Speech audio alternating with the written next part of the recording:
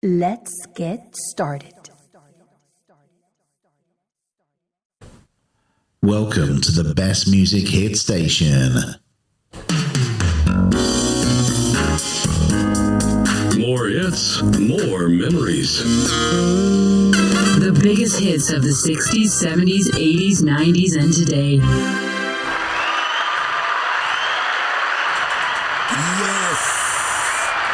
Yes. Yo, this is your host, Johnny B, baby. Yo, that man on the wheels of stales over there. DJ E Animal, baby. Yo, we're going to take you on a journey. Okay? A musical discography compilational journey for Arlene.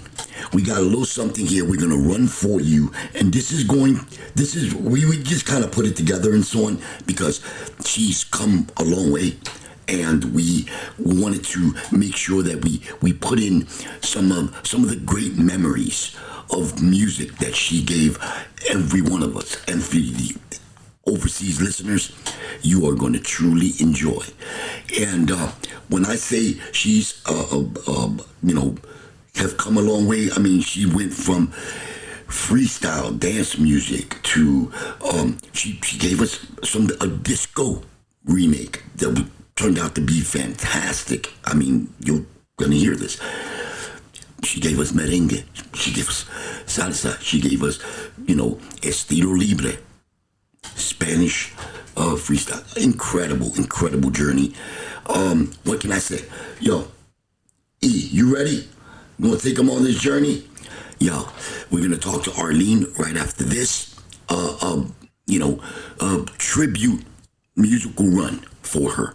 And, of course, we're going to also, after we speak to her, we're going to give you the re-release of her track. And we're going to talk about that as well. But right now, we're going to give you this beautiful tribute.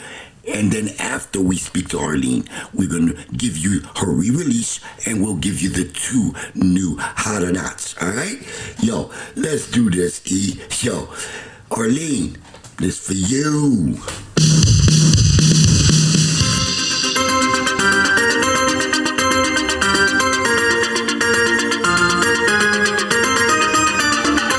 On 95 Alive.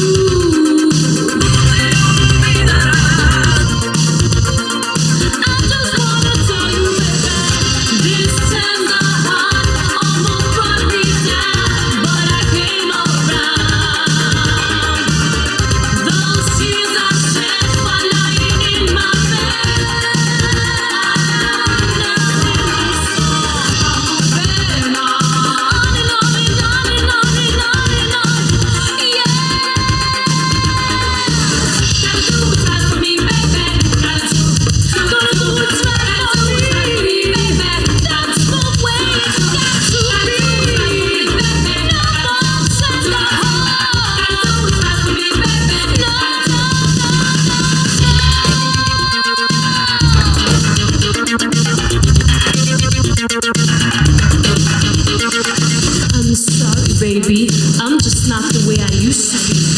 No more tender heart for me.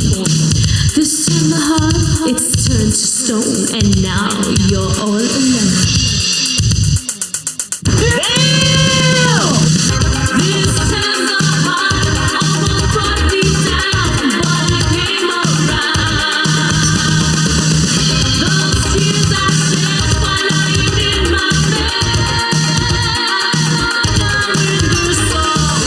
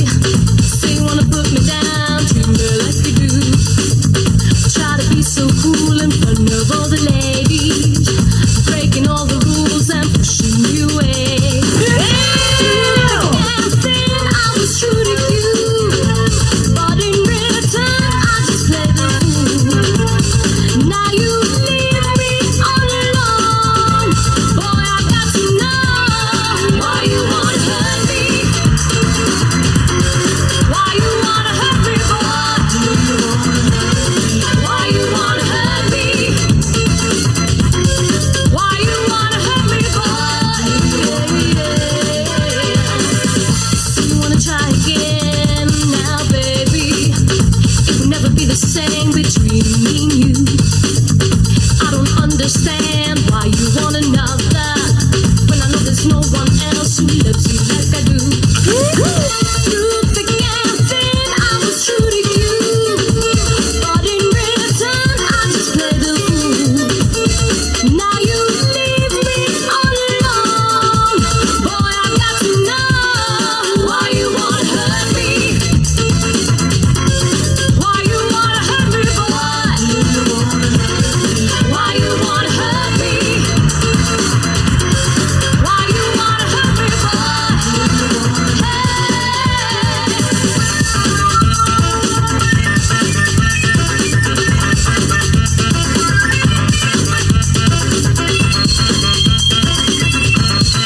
Ladies and gentlemen,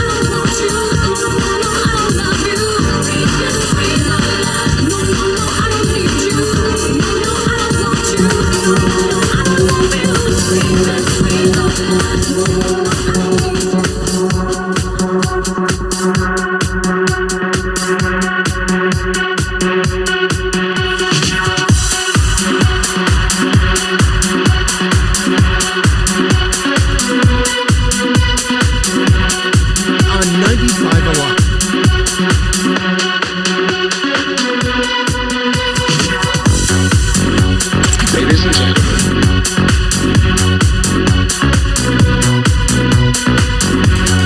Hi everyone, this is Freestyle recording artist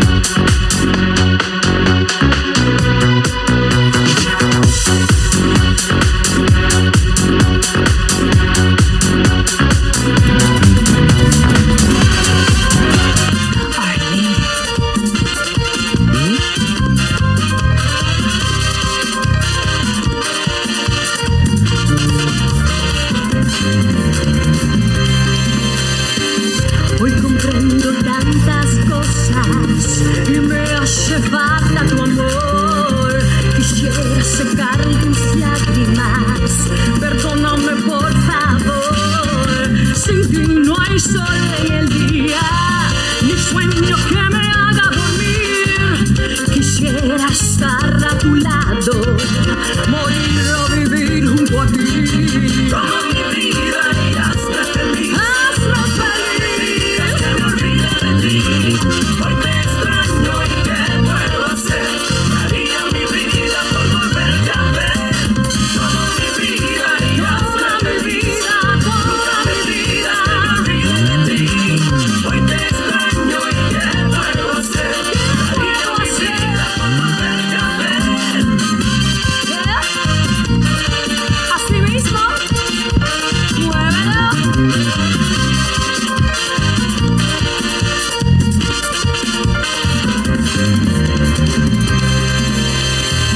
Hoy soy yo la que te pide que vuelvas por amor. Quisiera sentir tus caricias, alúmbrame como el sol. Eres como el agua que da vida, el rey de mi corazón. No oculto que te extraño, tú eres mi vida y mi ilusión. Toma mi vida y hazme feliz. Nunca me pidas que me olvide de ti. Hoy te extraño y ¿qué puedo hacer? Daría mi vida por volverte a ver. Toma mi vida y hazme feliz. Nunca me pidas que me olvide de ti. Hoy te extraño y ¿qué puedo hacer? Daría mi vida por volverte a ver. Amor, así es.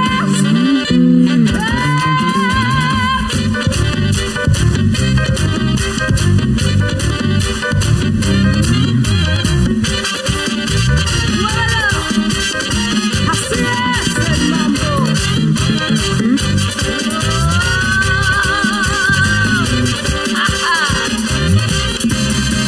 Eres como el agua que da vida, el rey de mi corazón. No oculto que te extraño, tú eres mi vida y mi ilusión. Toma mi vida y hazme feliz. Nunca me pidas que me olvide de ti. Hoy te extraño y ¿qué puedo hacer? Daría mi vida por volverte a ver.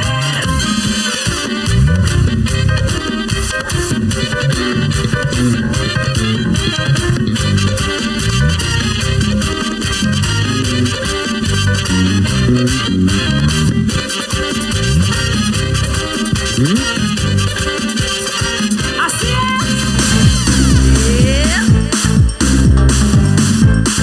Saludos, New Yorkers, dominicanos, cubanos y todos mis amigos de Latinoamérica.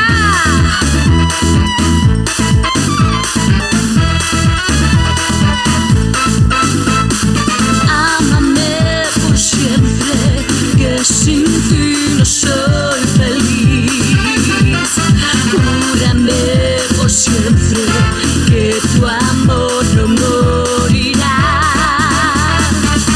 Ámame por siempre, que sin ti no quiero estar.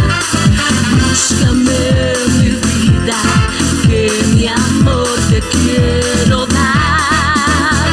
No puedo olvidar y no sé qué hacer. Te busco en el mismo lugar y no te puedo encontrar. Quiero saber si tú piensas en mí. Las noches que me diste tu amor, sentimos nuestra pasión. Ámame por siempre, que sin ti no soy feliz. Júrame por siempre que tu amor no morirá. Ámame por siempre, que sin ti no quiero estar. Búscame mi vida, que mi amor te quiero dar.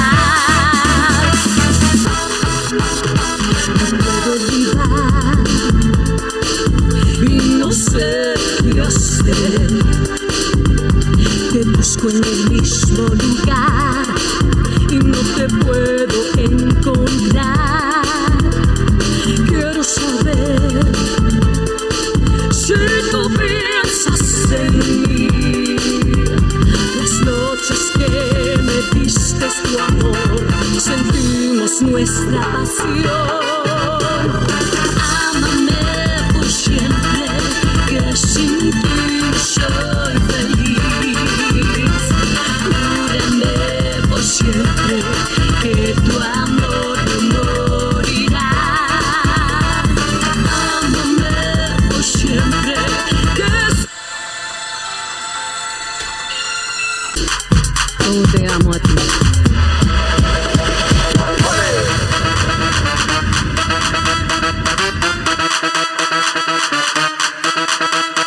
Así es. Venezuela, Argentina, Puerto Rico.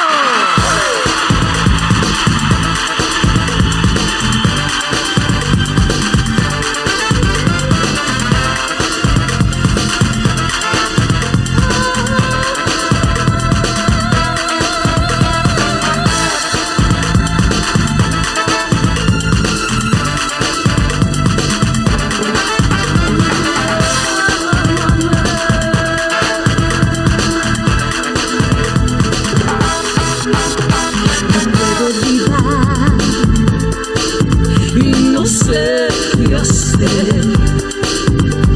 Te busco en el mismo lugar y no te puedo encontrar. Quiero saber si tú piensas en mí. Las noches que me diste tu amor, sentimos nuestra pasión. Ámame por siempre, que sin ti soy feliz.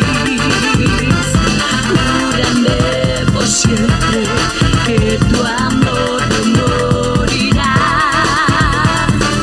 Ámame por siempre, que sin ti no quiero estar. Búscame mi vida, que mi amor te quiero dar. Nadie más amado como tú.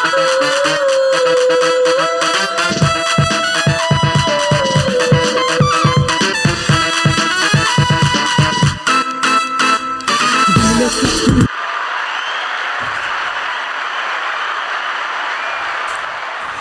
Oh, what can I say, man? That was just a bit touch of what this amazing, talented artist has given us throughout the years, man.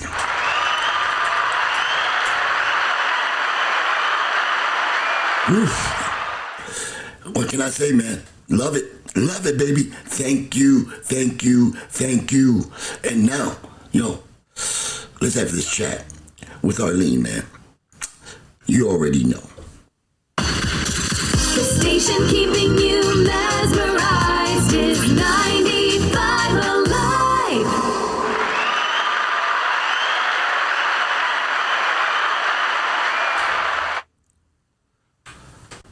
It's time to start the show. Turn up the volume and enjoy.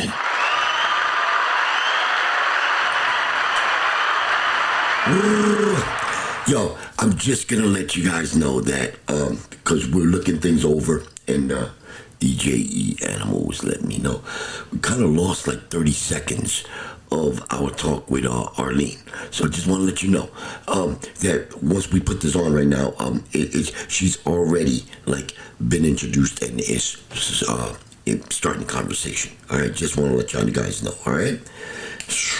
And therefore, it was so embedded in me because he used to sing and write himself. He didn't do it professionally. But so I aspired to be a recording artist. That's something I said and knew I was going to do. Even though I was very shy, very, very, very timid, music was my way of escaping. And while I was still timid, I would sing, and it was just like it would feel quite different. And then I would regress back to my timidity.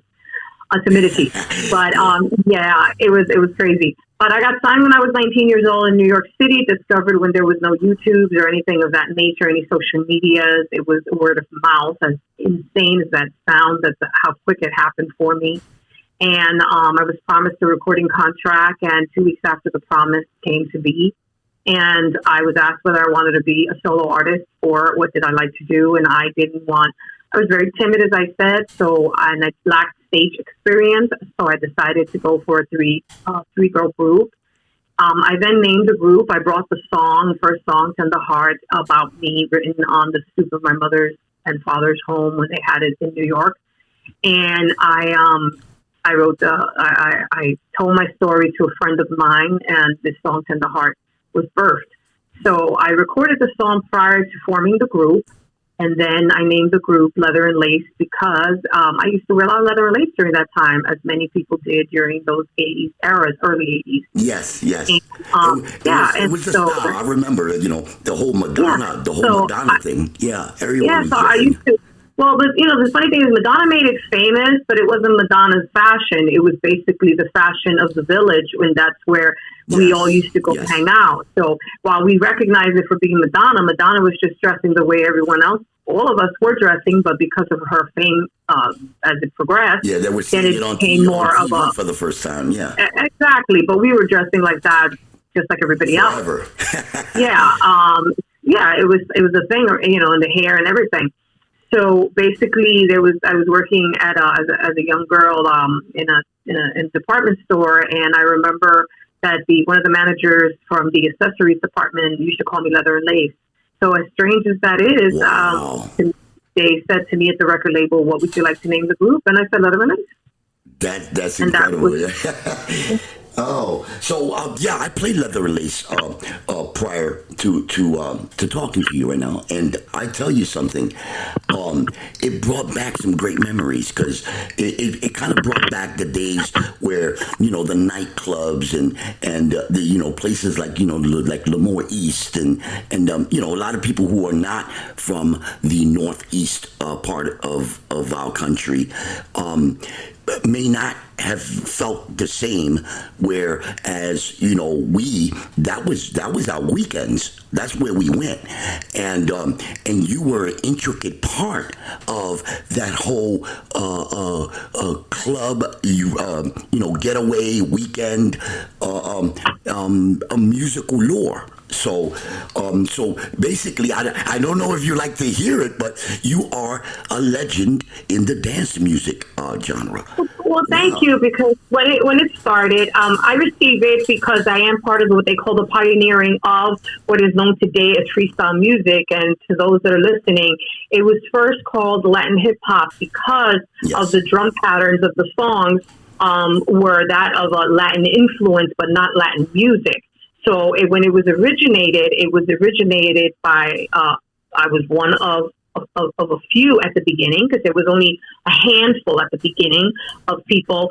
And then about, I think 2 years after we were out already, with the music, with other songs, that's when they started calling it freestyle music. Mm-hmm. You changed over, and the name changed. A lot of people. Yes, I am. They do give. I was reading an article where they gave the credit to that name freestyle to Albert Cabrera. They actually said that he was one of the first. I'm not aware. I'm not aware of that. The reason I say that is because I think everybody, in the world, and especially back then, wants to take claim of titles per se, or people give it. I'm not saying the person gives it to themselves. People give it. And the truth is that there's a lot of also bad history out there for even the people from the United States are listening. And what happens is they believe, they're like, I'll go Google myself and I'll find information that's so inaccurate, And the truth is that while I was not the only one, yes, indeed, myself and the two other ladies in Leather and Lace back then, we were pioneers, absolutely. And there is no shame in that or any arrogance in that. It is historically the truth, what we did accomplish at that moment. At that time. What year did you record? When I recorded, there was no group. So I went into the studio and we had one of the members, and she was paid for hire to do background vocals with me on the record. And then as a result, I had done Tender Heart. It was after Tender Heart was already recorded that I was asked, did I want to form a group or did I want to do solo? And that's when we brought in a third party and hired the woman who had originally done the background vocals because she already had experience. They were older than I was. Yes. And therefore it was a good, it sounded like it would be a good thing. Okay. So you were the lead singer, but you were the youngest of the three.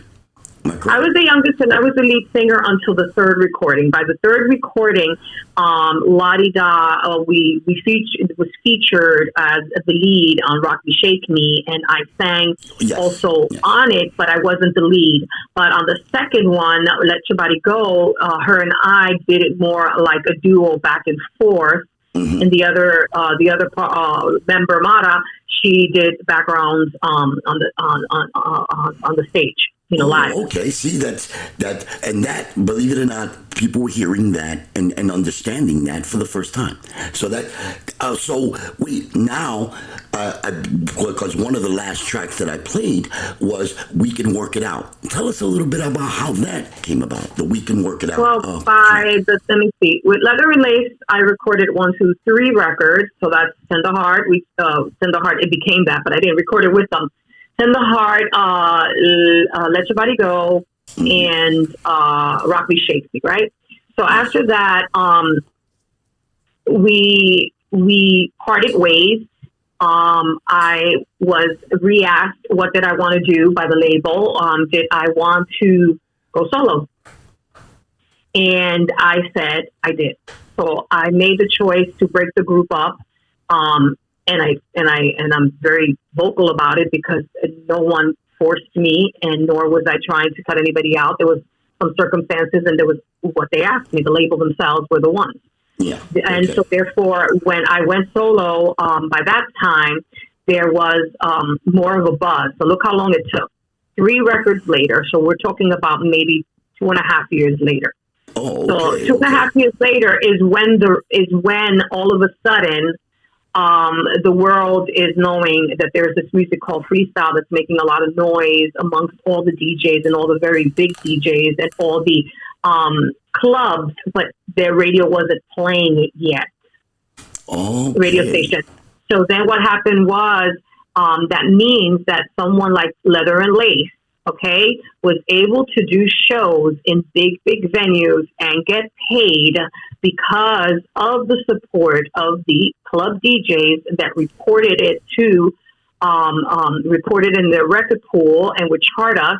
And those were reported to radio stations. And then there was the sales from the stores because we did a lot of visits to stores, big record shops in New York, and people would stand online at that time to get autographs from us and everything. And this was all considered still underground.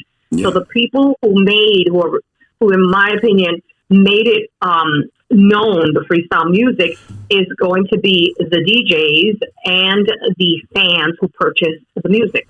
Okay, yeah. But it is it was the DJ. I remember the record pools, and I remember that many of the artists who were involved with getting involved with the record pools and so on also performed during that time. They used to perform. People go to the record pools and so on. They used to perform. Yes, absolutely. Because we did know, and I still to this day will continue to say that without a DJ in one of the clubs in New York City, and they were all really great big clubs. And I'm talking about, I was on Studio 54. I have videos on YouTube. I'll let you guys know the information. I'm talking about when I went solo, and I'm talking about a lot of people. So when your music is being played so much by a DJ that has never met you. And this is before they met you and before, then we started lining up the record pool visits and stuff. Then who else can I really thank, secondly, other than the record company, of course, and the producers and manager at that time. Mm-hmm. But I have to thank the DJ because they are the ones who put that vinyl and play the vinyl. Yeah. They're the ones. Yeah. I remember hearing Tender Heart for the first time, and I was in a club. I was in a club. I believe I was in I don't know if you remember El Morocco. For the first time. I was in El Morocco on a date. I was dating at the time, and I remember hearing Tender Heart for the first time. And this is talking, what, the 80s, 86? It was 80. No, 87? Tender Heart came out and I recorded it in 1984, shy of, again, with no group. Shy of it being released a few months later. So it got released in 85 because it was when it got released in 85, but I recorded it in 84 because I recorded it in November or so. So now we only have one more month and it became the new year. You get it? Yes.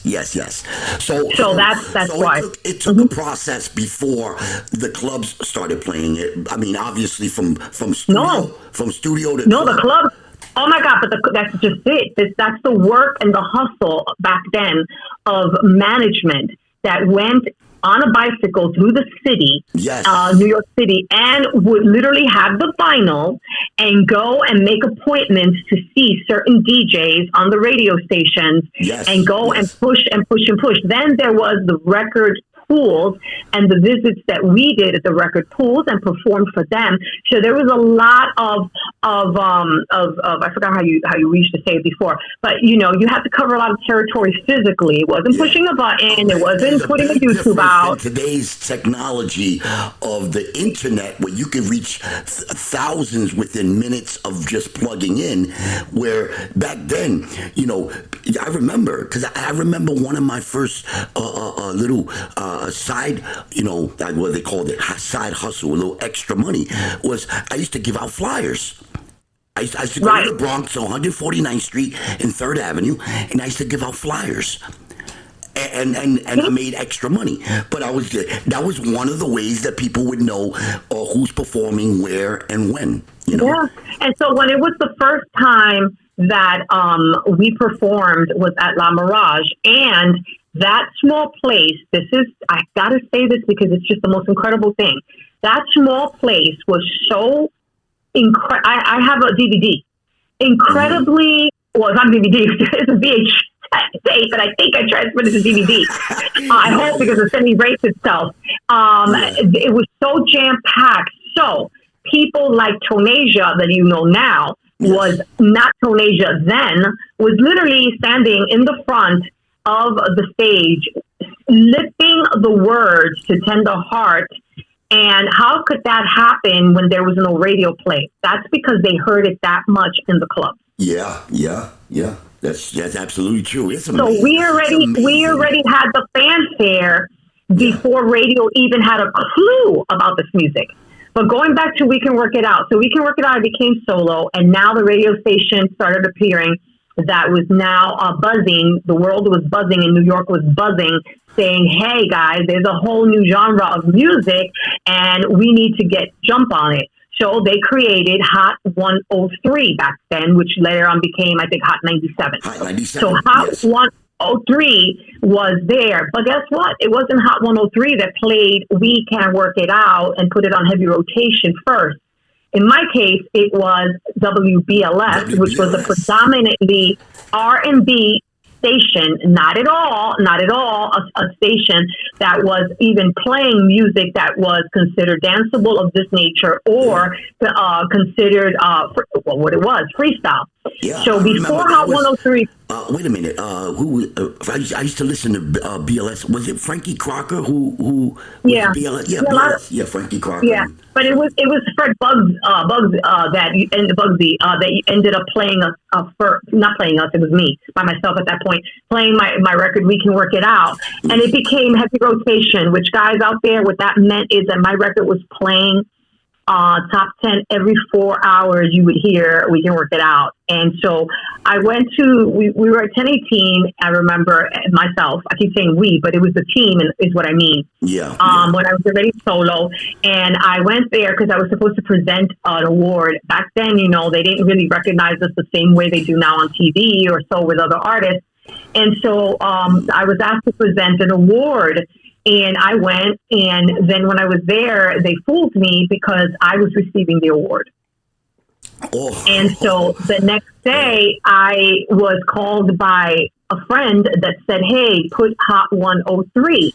And at that time, I wasn't a Christian, so I said, what the, blah, blah, blah, blah, blah, why should I, there was some little curse words in there.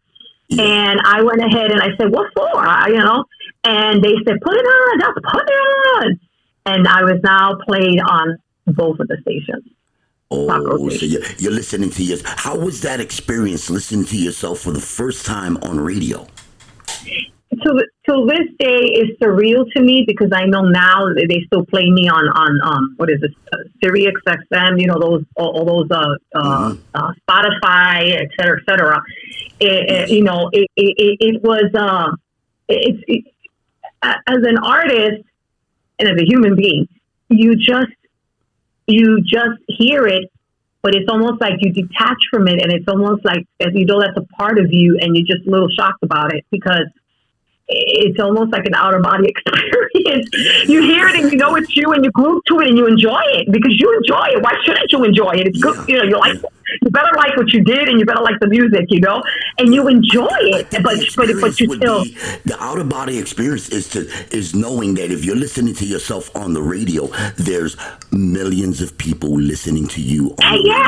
And that to me is like, till this day, it's like you just, you know, and I'm not trying to fake that I'm humble or make myself be humble. I'm just basically saying, and I know you've heard this before from others and people that are famous.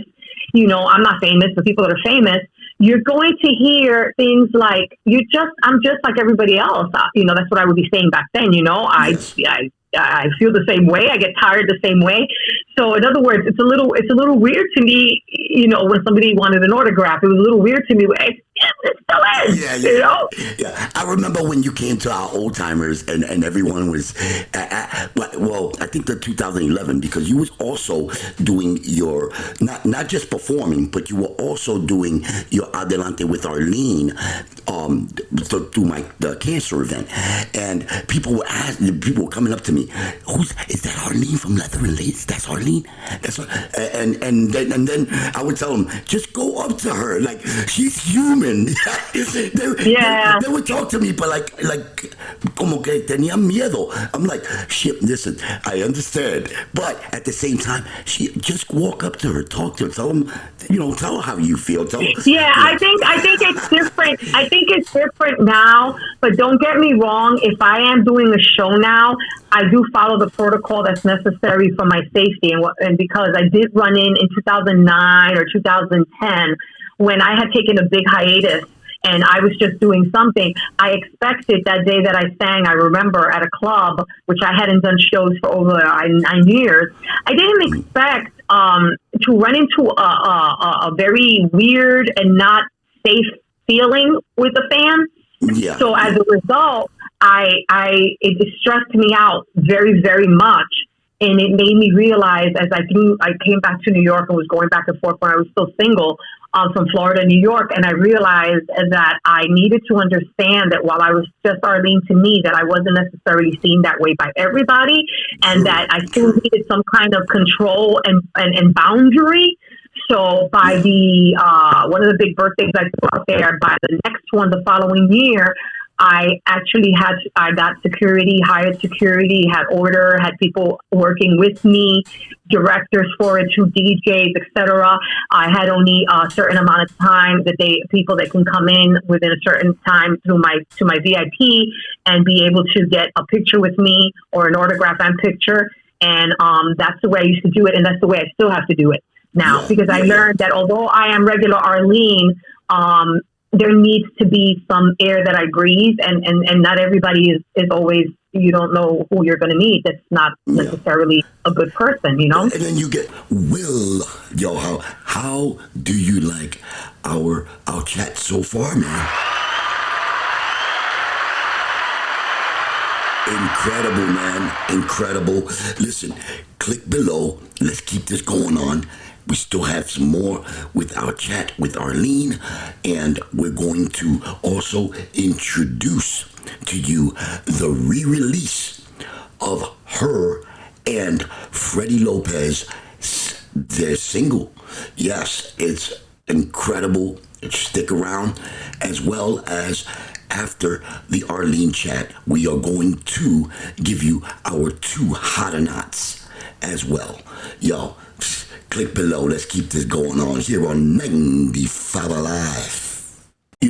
you have been recording for now several decades now, and what happens is that fan base never leaves. So they still, like, people were coming up to me and they were my age, I'm 59 now. So here people in their 50s, people in their 60s, and I even had people coming up to me and they were in their 20s, and they were like, my mother used to listen to her song, So yeah, that's a great feeling. That happened to me. That happened to me when you gotta feel good. It's the weirdest thing because it happened to me recently. Where was I? I think it was at therapy because I broke my kneecap.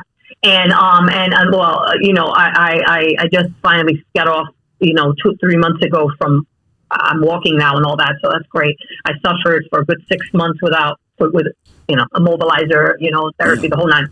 Well, a lot of people, they said they haven't seen you in a while, and they don't realize that what had happened these last few months, and because you purchased your own, you purchased your home, yeah, and you now living in Florida. My husband and I, yes. we've been living in Florida for 11 years. 11 years, married 10 years. We've been living in Florida, but I was already living in Florida on and off before I got married, and he was in New York. But I stopped doing, I didn't become a religious woman. So hear me out, guys.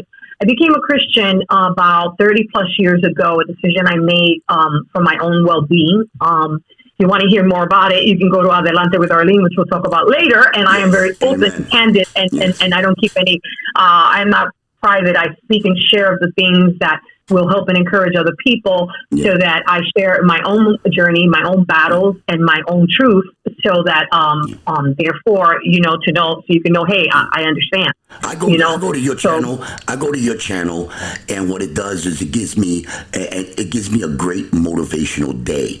So for those who, she's speaking about a podcast that she has called Adelante with Arlene, and she just doesn't, it's not something that you're going to go into and be like, oh, well, it's a very motivational, everyday life experience.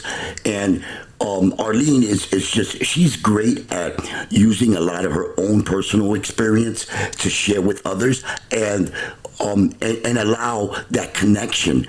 It's a beautiful, fantastic motivator for me.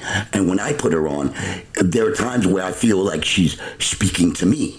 So, and it helps me spiritually and emotionally, and it really guides me. I use Arlene as basically a guide for every day. And sometimes she'll mention something. You. Yes, you mention things sometimes on your show that, for the everyday person, they can relate to it. And that's what I love about Adelante with Arlene. So, well, they can see me. They can see me because I do video and I don't wear headsets or anything, and I produce them myself, and I got to do a lot of work. So I have fallen short of doing them lately, and it's been bugging me so much that it's because of what happened to me. It really took a lot of my year, from doing it.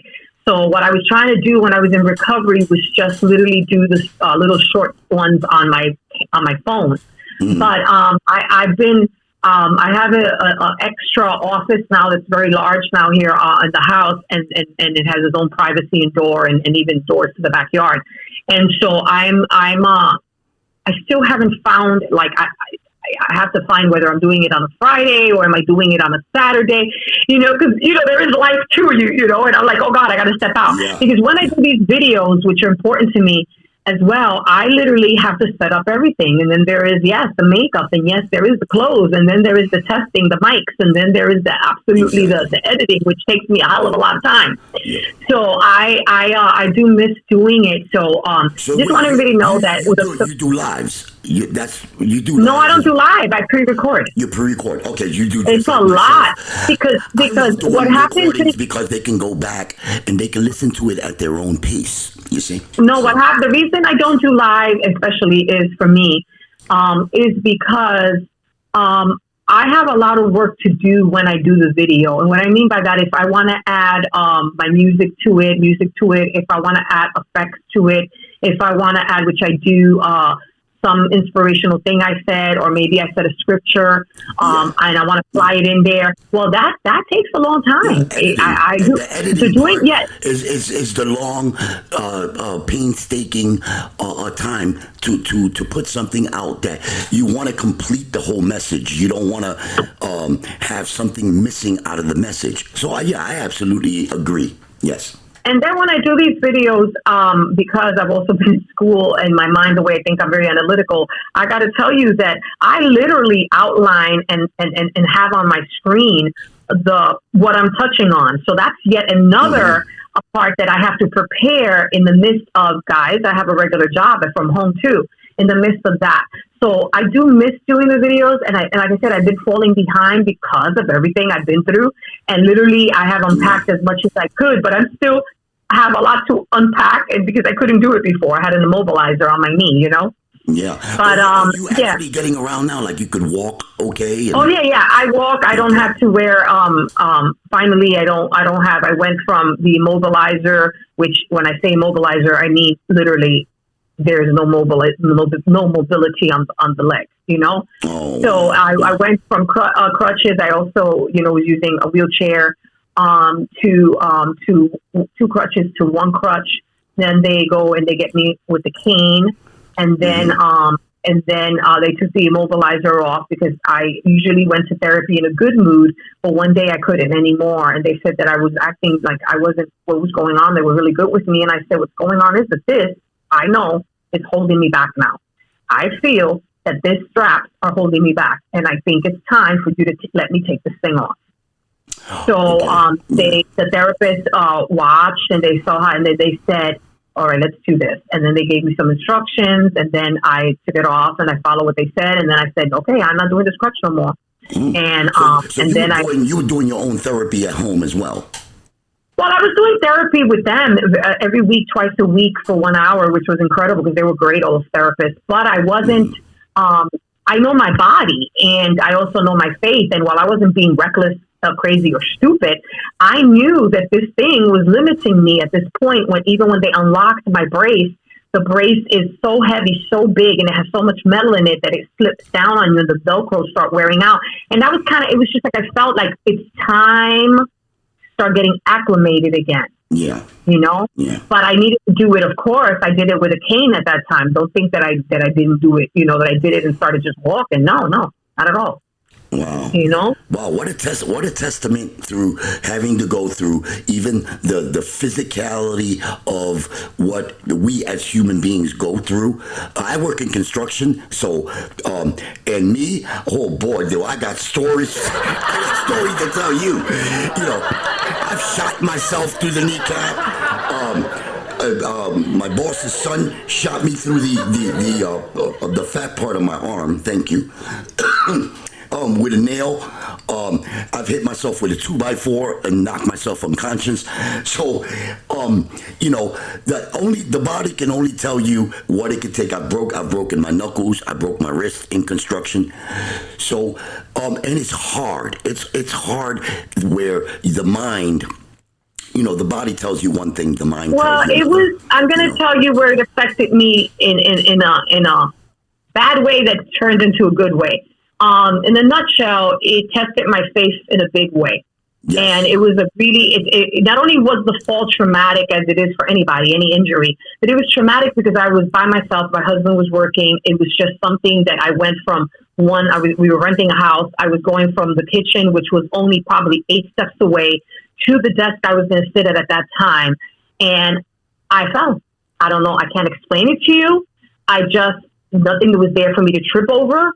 My knee buckled, and could be due to the fact that I never had COVID, but I had COVID just a week and a half prior to my sitting back at that desk, Yeah. And I was on my way of healing, and I buckled, my knees buckled, and I think I was lightheaded, and I busted my knee because I fell on the tiles, those kind of ceramic tiles or whatever. They're horrible. I can't stand those things. Yeah. And it wasn't Yeah, that A lot wasn't of my people don't house. realize, a lot of elderly folks. The problem is that a lot of the bathrooms are made of those ceramic tiles, and Yeah. you realize how, like, my father got really hurt several years ago, and those ceramic tiles, you fall, it doesn't look harmful, but no, it really does damage. Yeah, and I don't recommend that to anybody. But the long story short, the test of my faith is when you find yourself not able to do anything for at least the first 4 or 5 months, well, practically the whole thing, but let's say 4 months. When you now have a house that's equipped, because I couldn't take the wheelchair into the bedroom even in the new house, but over there where I rented, the bedroom was upstairs. So now I'm left with what? Yeah. I'm downstairs and there's no bed. So there was this having to buy a bed. There's a whole bunch of other issues. I couldn't. My husband had to stop working. That's how bad it was. So and other people listening out there understand they may not have somebody that can help them. And because I went through this experience, I do understand and I have empathy towards others that have gone through this. But what I'm saying is that it was my faith, even though I would go into one of the small bathrooms we had in the rental, and the other ones the other one was upstairs, and I could never go upstairs, and I never did. Even when we moved, I just never made it up there. Yeah. So I would scream in the bathroom. I would scream. Oh my God! Because I could not believe. It wasn't just the physical aspect of it, because that just happens to everyone. It started to affect you mentally as well. Well, of course, I think it affects everybody mentally. Any human being that has broken something and they are now incapable of doing things that they normally and regularly do that are important and have to be done, okay, for your own well-being. First of all, standing so you can cook something. Bathing, sleeping in the bed that hopefully, all these things you cannot do. You cannot bend your knee. It's locked. You have a brace and you're locked into it. Wow. You're tired. You're on crutches. You're tired. You're not. Remember, I'm not 20, and I'm not saying that a 20-year-old can't go through, of course, feeling their things. But I remember when I was young and I was at the clubs and the guys had a broken arm or something, they would be breakdancing because there's certain energy that you still have in 20s, and there's still this your body's so different. The process is just longer than let's say a 20-year-old. Yeah, absolutely. And guys, I'm not 20 anymore, but when you see my picture, you're gonna think I'm at least 40. I'm actually 60. No, you know what? It's funny because I look at your pictures, and it wasn't so long ago that, remember, I worked for Unidos magazine, and we did a one-on-one interview and so on. And I look at you on your podcast and so on and so forth, and I go, where did she find the fountain of youth? Yeah, and guys, I'm not. And again, I'm not boasting. Some people are going to say. I'm not boasting, but I'm telling you the truth. I don't filter. There's no filters in that daggone video. I'm telling you that what it is. The only thing I can account that to again, there's nothing I can do about that. Is the fact that it happens to be with my mother and the genes. What can I say? My dad and my mom, but mostly my mom. Naturally. It's my mom. My mom is 80. I don't know. She'll be like 85. It's unbelievable. She doesn't even look that. So those are things that, and plus we must all take care of ourselves and our skin and stuff of that nature, I know you eat well because when you lived in New York, you were living with my niece, and she would tell me, she just took a step out. She went to get some organic food. And I said, I do, but I do still do, but not as much as I still do. But, being over here, lately, I don't know. Florida's dangerous. I don't know. But I'm not a very happy girl because I got to go back to that again. But anyway, let's get back to the music, guys. Now, what I wanted to talk to you about was that I remember listening, my brother being a DJ, may he rest in peace, he passed away of cancer, my brother Harvey. He used to play a song that I loved. I loved the whole tempo and so on. And going through your discography, which I also played before I just now spoke to you, was that you did a remake of it. I didn't even know that. And not only that, you put like a nice little flair to it. And how did that come about? Your track, You know what I'm talking Band about. of Gold. Yes. Band of Gold. Tell us a little bit Okay, about so I'll tell you the short version. After I had music change in the later '90s, and there was nobody playing freestyle. I was still living in New York. Everybody was kind of a little retired, and some of the artists that are still, performing now were actually took a pause for about 2 years, I would say. They did 2 or 3 years, and I ended up I was in the studio doing backgrounds for somebody, and all of a sudden, that person in New York City said, "Hey," they used to go back and forth to Chicago, and he said to me, "I got you a record deal." I was like, "What do you mean?" "Oh, I got you a record deal if you want it." And I was like, "What is this guy talking about?" Not only was I not asking for one, I was just not like ever looking for it, again, and all that.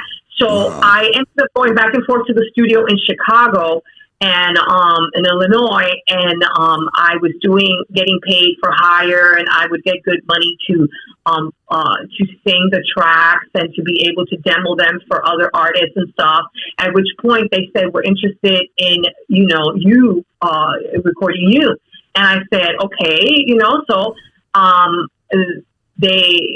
I think that's how we ended up with the first Band of Gold, because there was another Band of Gold. So we did it over there with ID Records, and I had just become a Christian. And why I state that is because something inside of me, I don't know, it's just something inside of me was changing with nobody that was surrounding me. It wasn't a fanatical thing. I had just had a spiritual awakening in New York. I gave my heart to the Lord in a adult, this was called a service for young adults. I remember Times Square Church, and I had just found a place that I just felt that there was this empty space in my heart, in my life, that nothing could fill. No money, no music, no nothing. I was pretty fed up with absolutely everything to do with the music business and people, places, and things. So I find myself going back and forth to Chicago, and I had already that awakening, and so I was not like so gun ho about doing music, but I did it. So we test pressed Band of Gold, the first one, which is not the first one, the one you heard. And I test pressed it, and I then recorded it in Spanish, and then there's something very strange happened. And what happened was that they offered me a good deal at that time with really good money to finally do an R&B album. And now I had moved to Chicago because I was tired of flying out every weekend. And I was living with one of the women that worked for the record label. And she said, "Hey, I can share, my place with you, and it's near the studio." So I moved in with her, and I ended up deciding on my own, after I was going to get the record contract and the record was already test pressed, I had decided that I didn't want to be with the label anymore. And so when I decided that, it had nothing to do with anybody influencing me. It had to do with my time in prayer with God. And it was very different for me. It wasn't like I was like so been in God for so long, or that I had been doing this or studying the word. I was studying the word on my own. None of that stuff. I'm telling you, I was in some suburb in Illinois, this New York girl, very isolated. I just started feeling like something was changing inside of me, and that I had to get myself out of this contract. So I called my attorney in New York at that time, and I said, "Hey, I want out." And he said, "What do you got? I don't understand what you're saying." I said, "I want out." "What do you mean? I want out." So I told him why I wanted out, and nothing to do with the label. And he got me out. And about 2 weeks later, when I had asked him to do that, I found out that the label was then having a problem with the catalog. That was probably the direction I was going to go to, the R&B section. And so what I wanted, I had already taken steps to get out before this happened. So it was the right timing. So I got out, and so I did not revisit Band of Gold so that was about 1990 something. I didn't revisit Band of Gold again till I think 2010.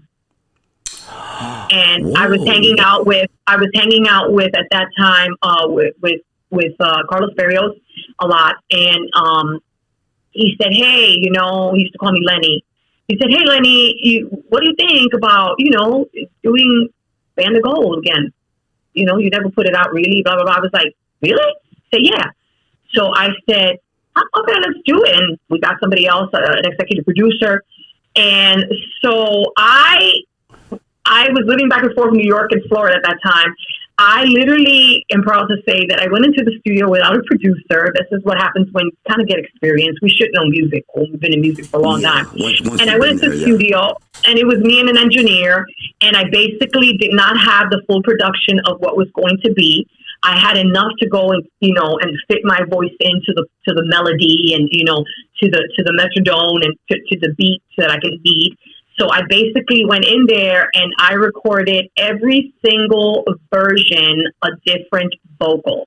So when you hear Band of Gold, there is a Tim Spinning Shomer mix, there's the Giuseppe, there's the Carlos Berrios, there's the Raul Fausto, there's one other, they're all Charlie Baby Rosario. So there were these DJs who were all from all different states, and I knew them for years personally.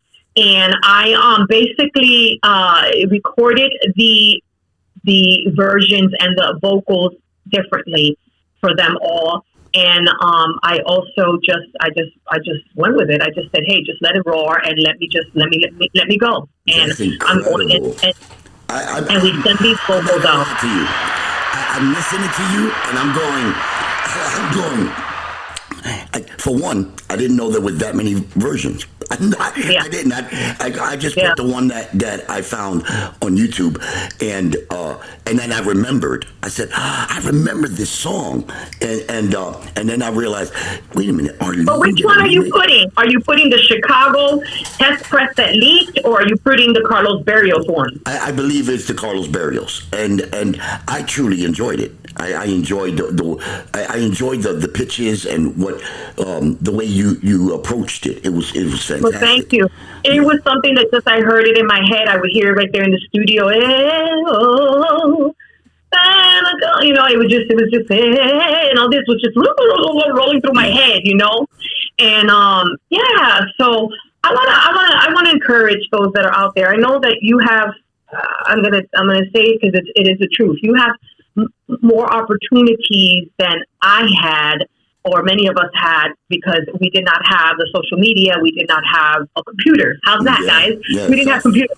And therefore, everything was word of mouth. And, to be discovered in a city like New York City, and I was in the Bronx when I did that audition, is just one in a million. And I'm grateful for it because it was word of mouth. Mm-hmm. It doesn't make it any better than you guys that might be doing it, but you have a big platform now. And I would say that with the platform that we've been given, I believe that we need to use it to the best of our ability. And I am against the bullying online. I am against all this negativity and all that. If you have your art, put your art out there and do it with all your heart. Yeah. And people will be haters and critics and all that. But if you know that this is something you are driven to do, you just do it. Do it. Absolutely. Like my record said, do it. You know what? I love the fact that even through Tender Heart, and you were very young when you recorded, and We Can Work It Out.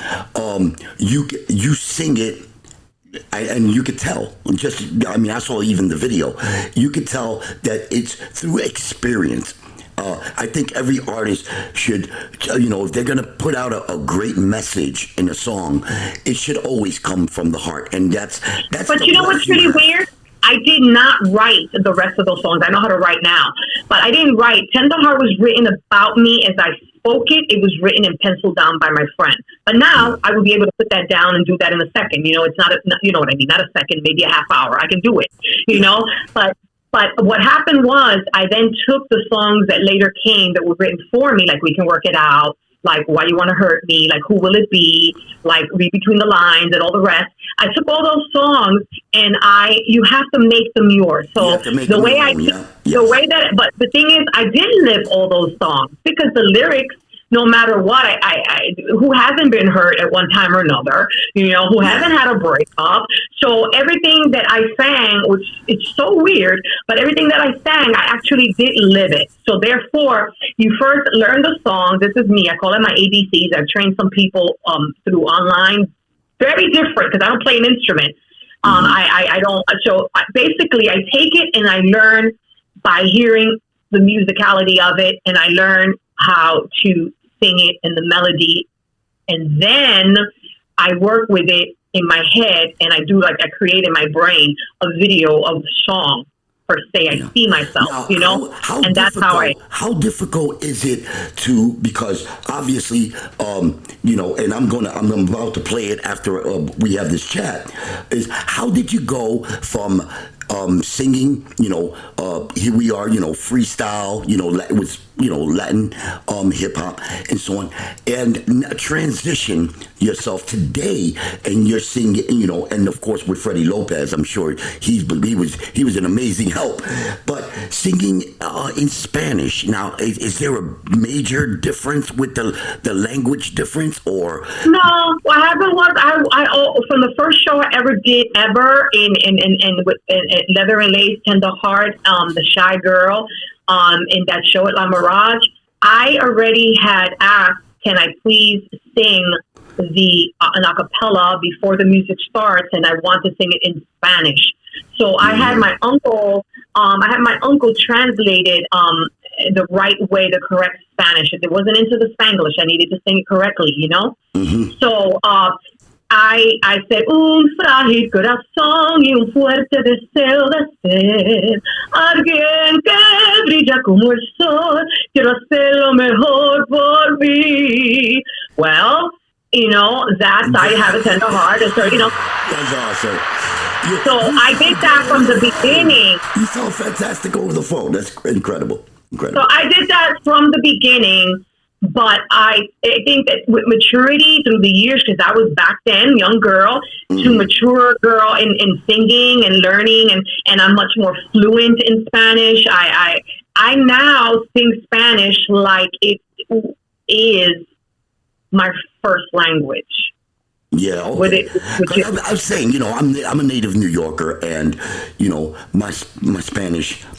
Although out of all my brothers and sisters, my mother always said that I pronounced words a lot better than my brothers and sisters. But being native New Yorker, a lot of people don't realize it's not easy. I'm sure it wasn't even easy for Mark Anthony either. You know what I mean?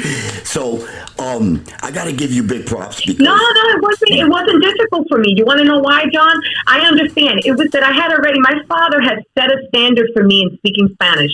So when I was a child, he, being from Puerto Rico, he learned definitely. He lived there since he was 19 years old. Therefore, he was able to speak English perfectly, fluently, like a New Yorker with no accent. And my mom still had her little accent, but she too was able and is able, because he worked for Yeshiva University, carpenter engineer. And my mom worked as one of the leaders of the modules for the NYU dental. And therefore, my father, when I was a child, would tell me if I didn't speak to him in Spanish or answer him in Spanish, he was not going to talk to me. Oh, wow. So it was he who taught me Spanish as a child, and then at school I continued. It's so important, because now today's generation, unlike Generation X, we were forced to, you need to learn both languages. Where today, it's sad that I have nephews, I have several nieces, I have even a granddaughter who don't speak Spanish, because it's not being Neither do my nieces here in Florida. They were born in Florida and they don't. Now I'm going to tell you that that's not their fault, though.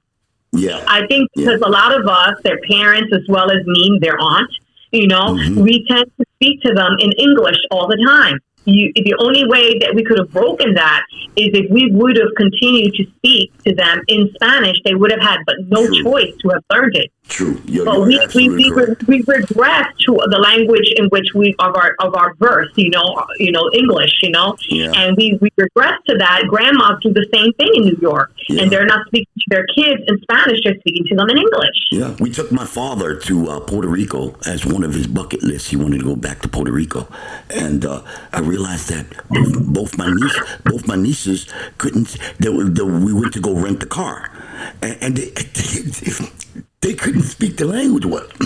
It was sad because I could look at the guy behind the counter, and he was like having a difficult time understanding what they were saying because they were actually really fighting to speak Spanish. And I'm talking. Yeah. So I think that if you're going to sing in any other language, the most important thing to do is, and I'm not going to tell you that I'm perfect. Like sometimes I'm trying to communicate in English. This is weird, but only because I learned Spanish early. If I'm trying to say something in English, I actually think it first in Spanish.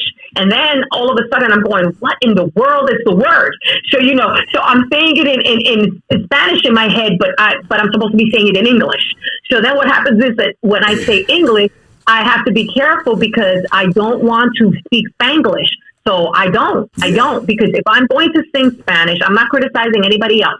But when I'm singing my type of music, my genre of music is different if I was singing maybe rap, right? Maybe if I'm singing a song that's of a different R&B nature. But I'm not. I'm singing dance music, or I'm telling a love story.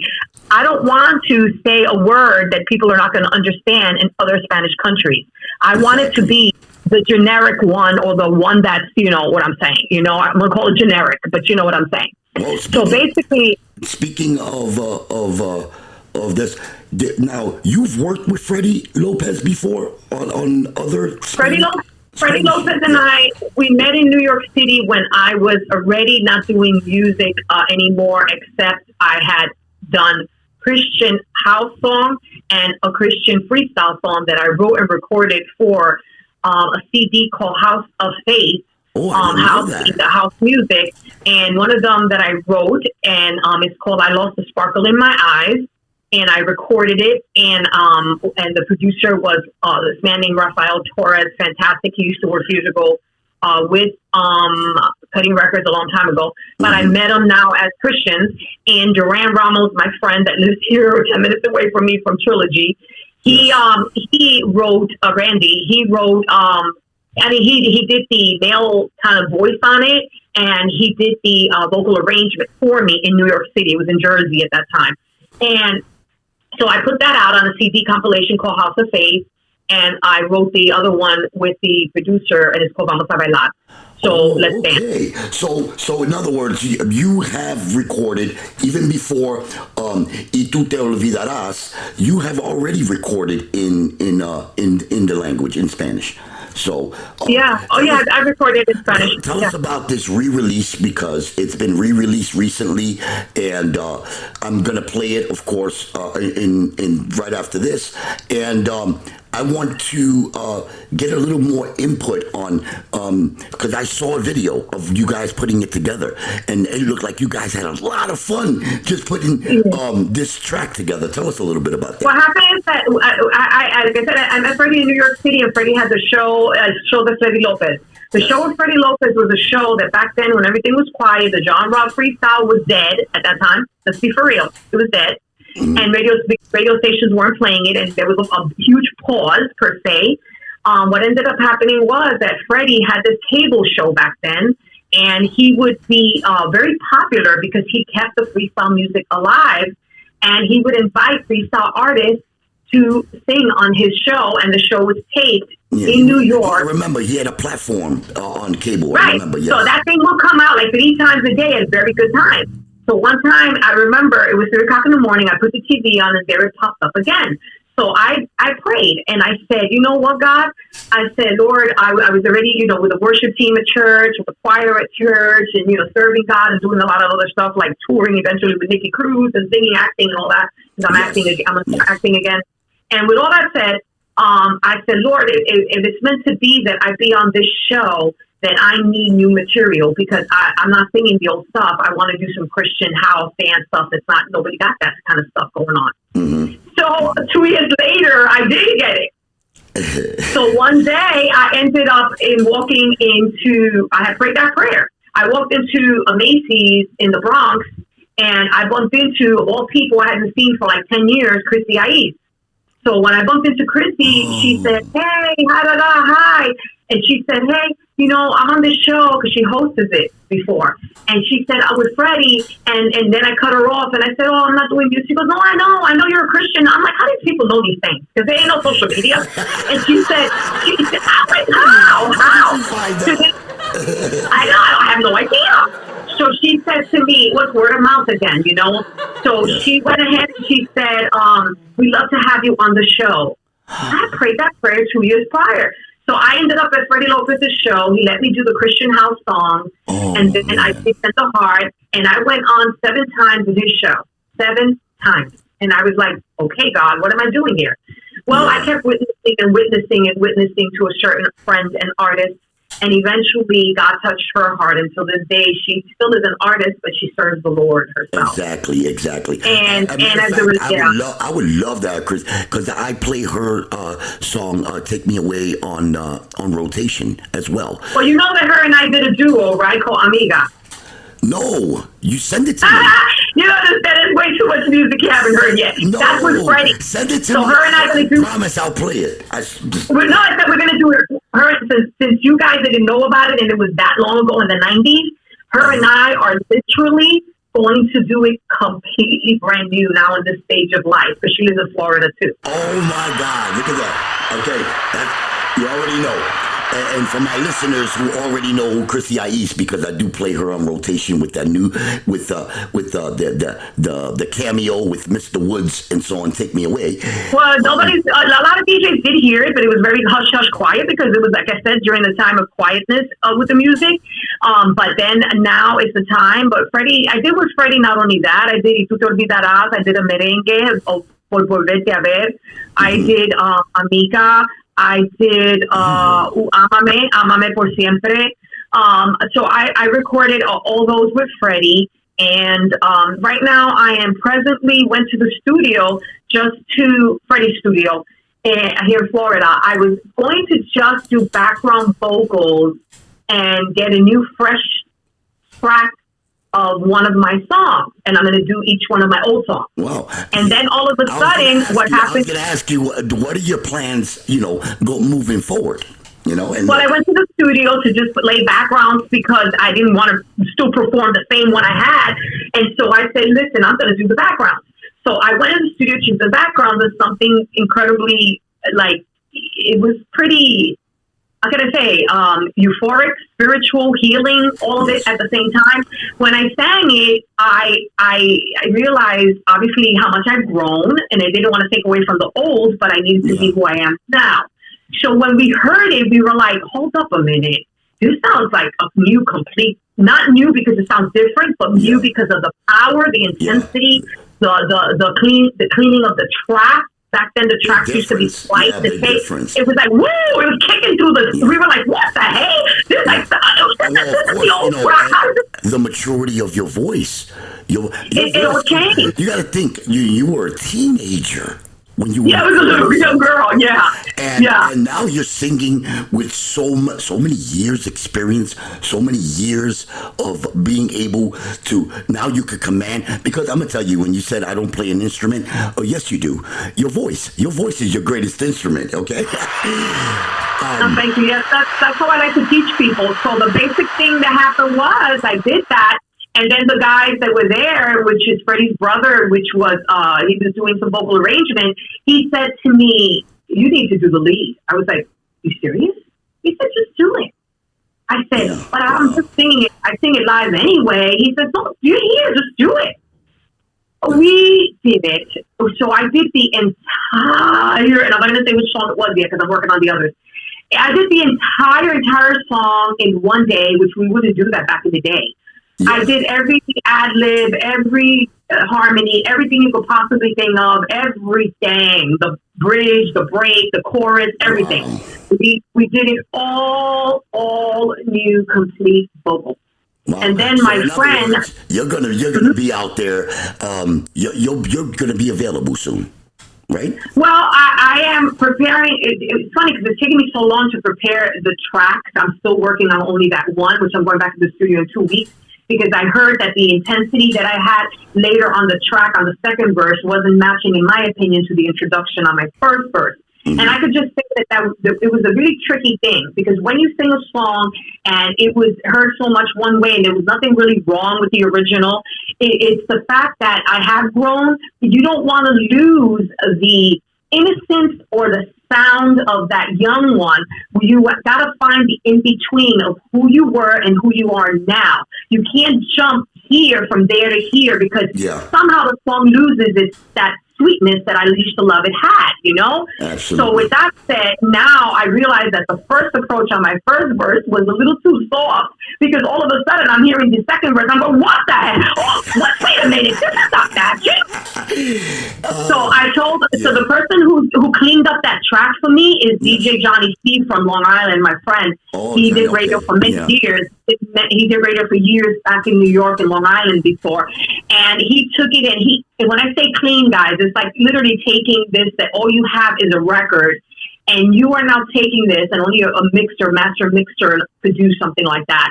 He's not a producer, but he was able to take it, refine it, clean it, do me a different intro per se. Wow. And so I'm working still on that one. So am I performing? I hope to. Am I performing anytime soon? Not yet. I'm preparing my show, and I only want to, I'm preparing my music. Then I got to prepare the show in my head. And then I have to take little cuts. For instance, I have to say to myself, all right, this is what I'm going to do right now. I don't got no dancers, this and that. This is the way it's going to be. Okay, this is the way it's going to be if I do have dancers. Okay, this is the way I do when I want to DJ on stage with me, DJ Johnny C with me on stage, you know? Yeah. This is how it's going to be.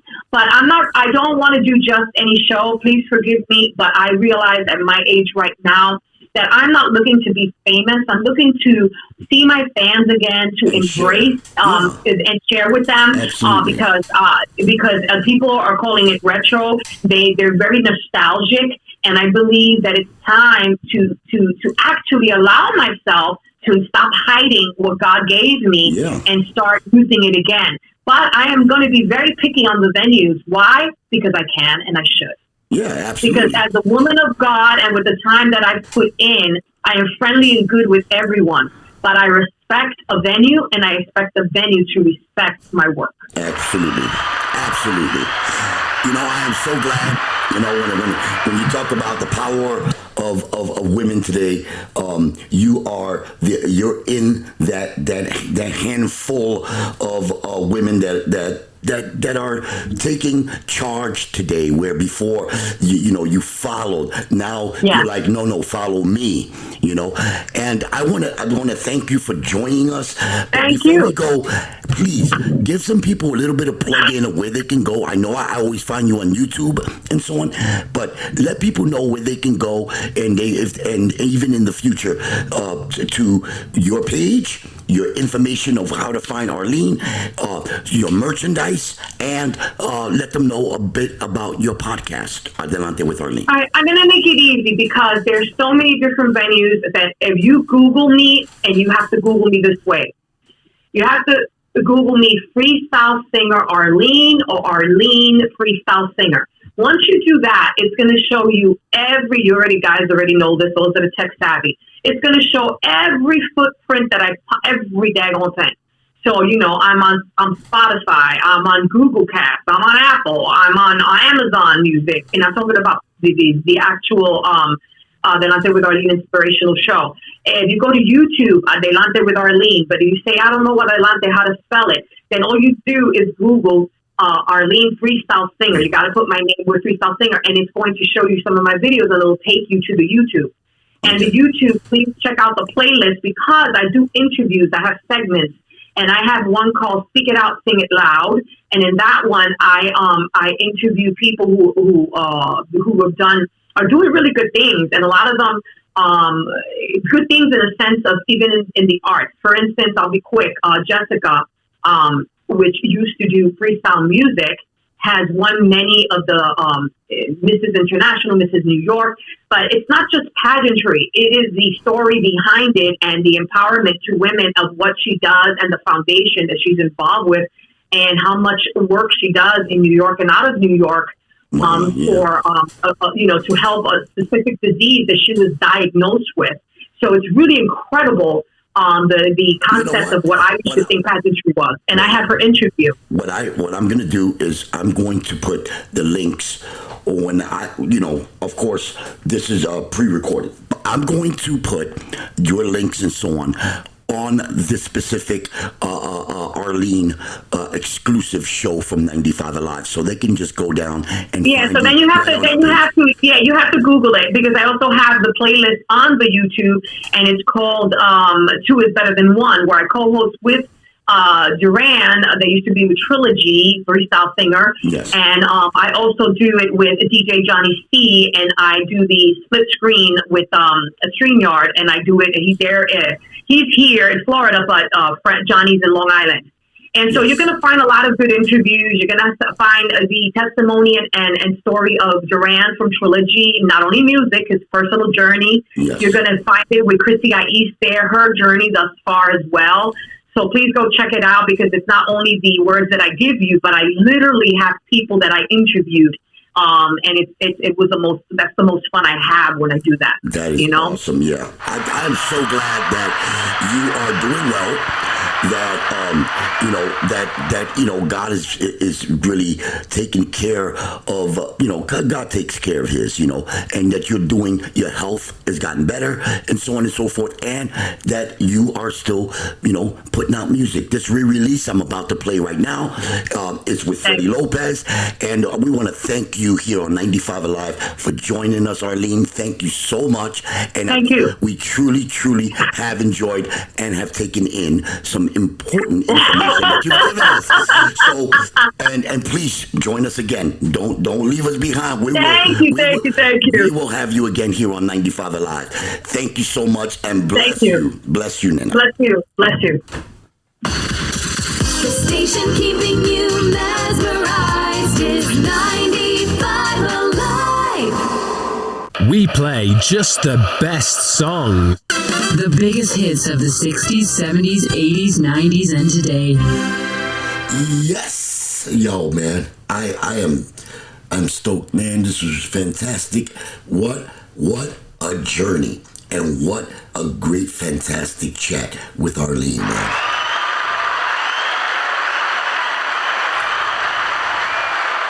This specific broadcast was, sponsored by Trader Mike's Estate Services, man, antiques and collectibles out of Blasdale, New York, baby.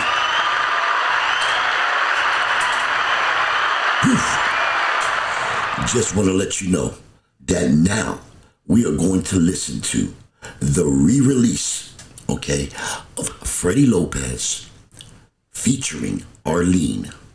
Y tú te olvidarás. Here on 95 Alive. Exclusive for you, baby. Yeah. Hit 'em.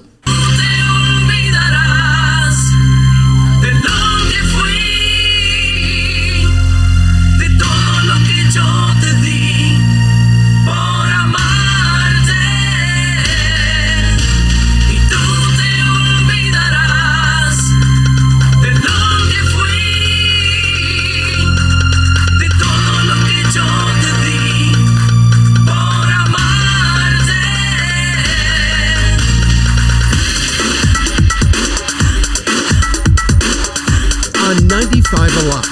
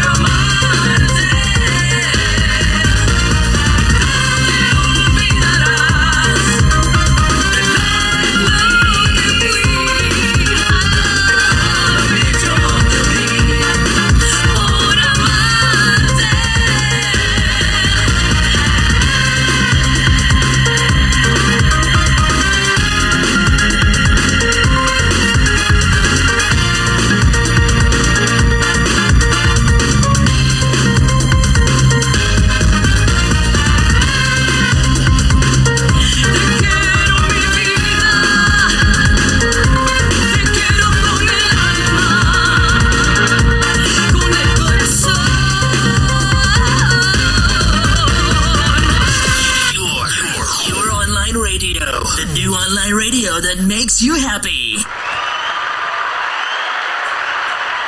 My God.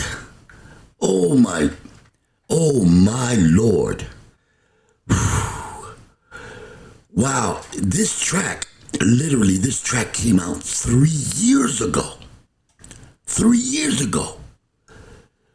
What was going on, Jesus Christ, during COVID? 3 years ago. Oh man. But we have been blessed. We have been blessed with knowing that it has been re-released by Freddie Lopez. It is actually out there. Look it up on the platforms. Thanks for listening to my podcast here on Adelante with Arlene. Don't forget to subscribe, follow, leave a comment, and a thumbs up. I am on many different platforms. YouTube videos, on my YouTube channel Adelante with Arlene. Also on several podcasts. To name a few, Spotify, iHeart, Apple, Google, and so much more. Don't forget, subscribe. Until next time, keep moving forward. Sigue adelante.